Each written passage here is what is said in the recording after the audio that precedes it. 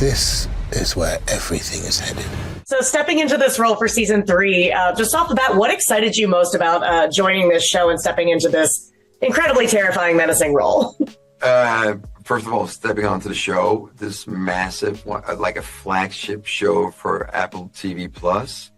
It was amazing. I come from a small acting film industry community in Denmark. We don't have a lot of money to produce our work with. So being on a show that really had the budget to lift it to a whole nother level, whole nother scale, that's one of the most enjoyable things about being part of it.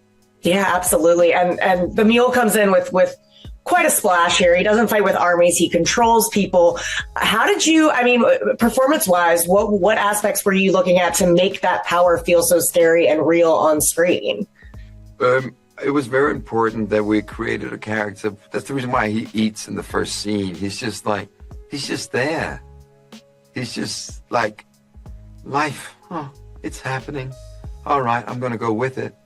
And one of the things I was very inspired by was The Little Prince, Saint-Exupéry, Le Petit Prince. That's also the reason why he's got a red cape, because I wanted to create a guy who doesn't really understand the world he's part of, because he has never really experienced true connection with anyone. You know, as a human being, we behave in a certain way, and we mirror each other's emotions. If I say something rude to you, you will react. I will learn that's a bad way to act because I made you sad. That feels bad within me, etc. The Mule doesn't have that because he has never experienced it. So I wanted to create like this childish character who never really grew up, and there were no boundaries, there were no limits. It was just him against the world. And that's the reason why he's so isolated in the first scene. He doesn't have anyone with him. It's just him.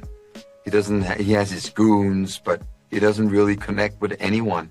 So when people are approaching him and they want something, he's like, ooh, this is new. Something interesting is happening. I like this. And then you can either kiss them or kill them. That's the two options. Like in life. Like in life, such as life. Obviously, there will be natural comparisons to Euron Greyjoy. They're both chaotic, violent, kind of unpredictable. What did you see did you see any similarities between those characters? I have a funny story. I'll do it quickly because we only have a few minutes. No, I love it. Hit me. No. So when I was approached, David Goyer called me and he said, all right, I have this character called the Mule. Michael Pesbrant did it in season 2, but out of production ish things, we can't do the 3rd season with him. Would you mind stepping in his shoes? And first of all, Michael is a phenomenal actor. He's honestly, if you ask me, one of the best ones out of Scandinavia. I was like, sure, those are big shoes to fill out. And he said, yes, and the reason why I'm calling is I saw your work on Game of Thrones, and you had so little screen time, and you did such a big impact. This is completely different.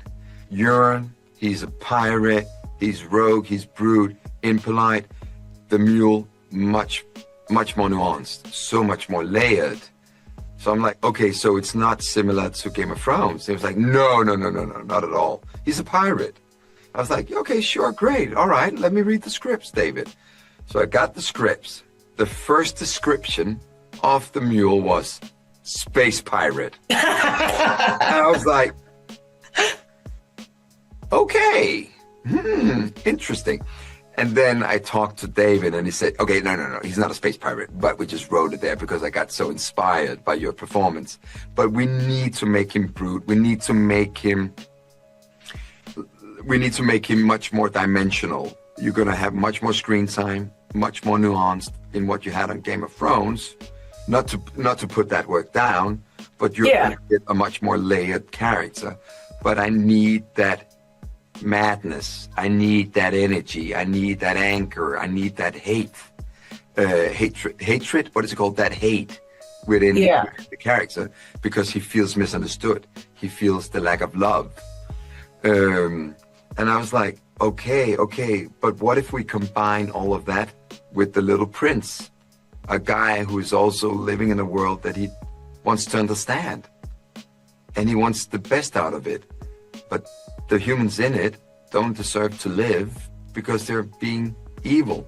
So he sees his job to create a new world without the foundation and without the empire, because the world that he can create is a better world with him on top, of course, a dictatorship.